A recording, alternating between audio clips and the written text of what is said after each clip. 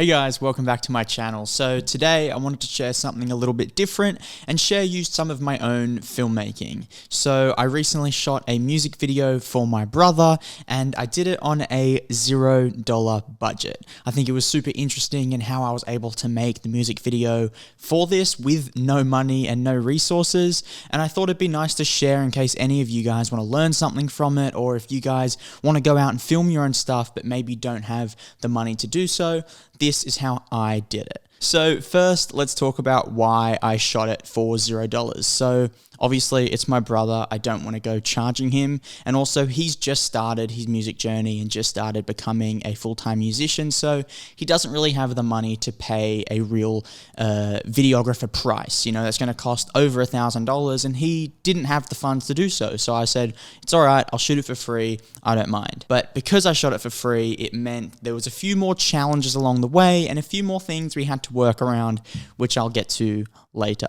So first, I wanted to speak about when making a music video, the process of how you kind of conceptualize the visuals for that video, especially when you don't have a lot of money to do so. So first, what I did was I just played the music over and over again and let sort of visions pop into my head of what I thought would work for the video. And what really helped for me was going on long walks outside, through the park, on the beach, or just sitting down and shutting my eyes and playing the music while I would walk or sit down with my eyes shut.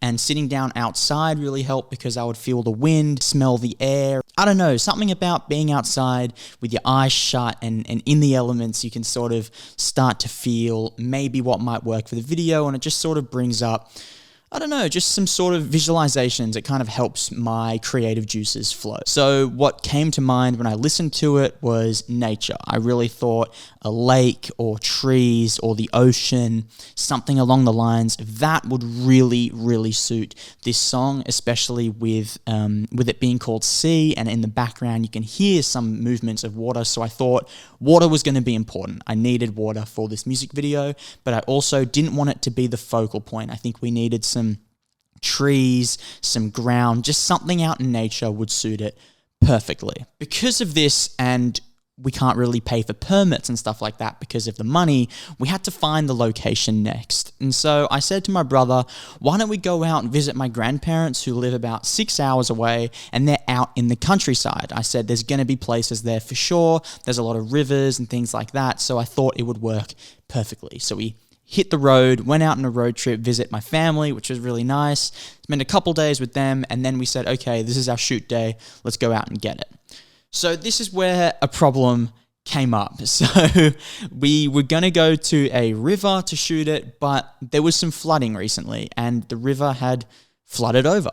And so we couldn't really find a river that you were allowed to access because it was just completely flooded. But what we were able to do, thanks to the flooding, is find an area in the bush, in the countryside, where there was a massive puddle, and it looked like a lake. So we found a place where there were trees around, a massive puddle, and it looked like it was meant to be a river or a lake, and I said, all right, let's make that do. So that's super important when making a music video with not a lot of money, is you have to sort of take chances, you have to sort of compromise in what you're doing because you don't have the money to do otherwise. Once we had that sorted, we knew where we were shooting. I knew that I wanted it to all be one take because I thought that would suit the song best and be much easier when editing in the end, especially with not being able to pay an editor or me spending a lot of time editing when I could be getting other work that would pay me. So I thought one take would work perfectly, and it really suited the song. So that's what we knew we were going to do.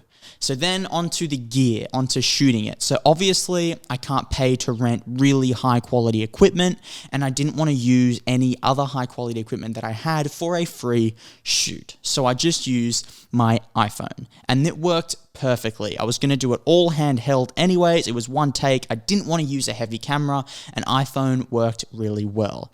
And what I knew I could do with this minimal gear is I could shoot it in black and white on cinematic mode. So then that sort of evens out whatever gear you're using. Whether you're using a $10,000 camera or an iPhone like I did, once you shoot in black and white, that's it. Like, you don't know the quality of gear after that because you can't see. You can't see the colors that it's picking up. You can't see really the lighting that it's picking up when you're shooting in black and white.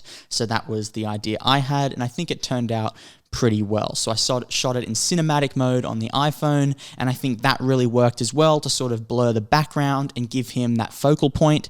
And when I was moving around, it kept that focus on him, which was perfect and exactly what we needed. So, after I shot the music video, it was time to get to the edit. And the good thing about shooting it all in one take is it meant the edit wouldn't take long at all. All I had to do was find the right black and white that suited the shoot, suited the lighting that we were able to use, because we can only use the sun for lighting. We couldn't afford lighting equipment.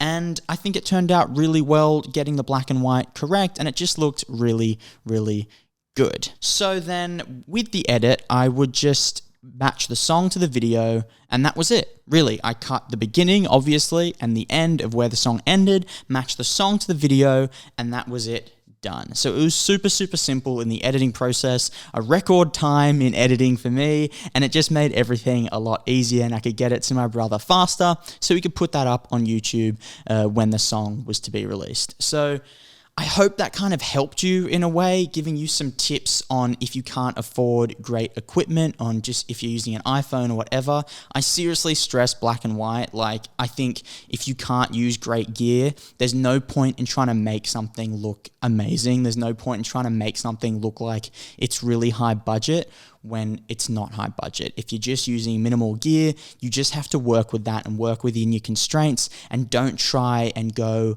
over what you have. If you're trying to make a film look like it was shot with $50,000 worth of equipment and all you have is an iPhone, it's just not going to look right. People are going to see through it.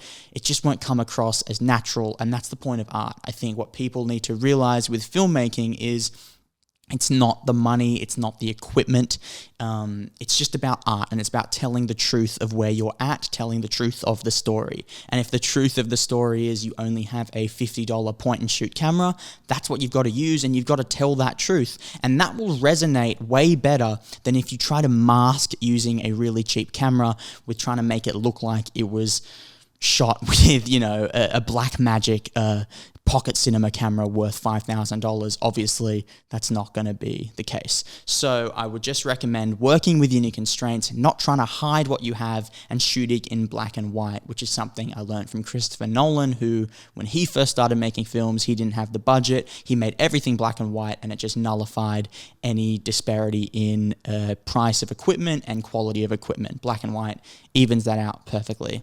I hope you guys liked this video. It was something different. Any filmmakers out there, any creatives out there, I really hope you learnt something from this, and I hope to do more of these videos in the future. So thanks for listening. If you liked the video, hit the like button, hit the subscribe button, and I'll see you guys on my next video. Once again, thanks for listening.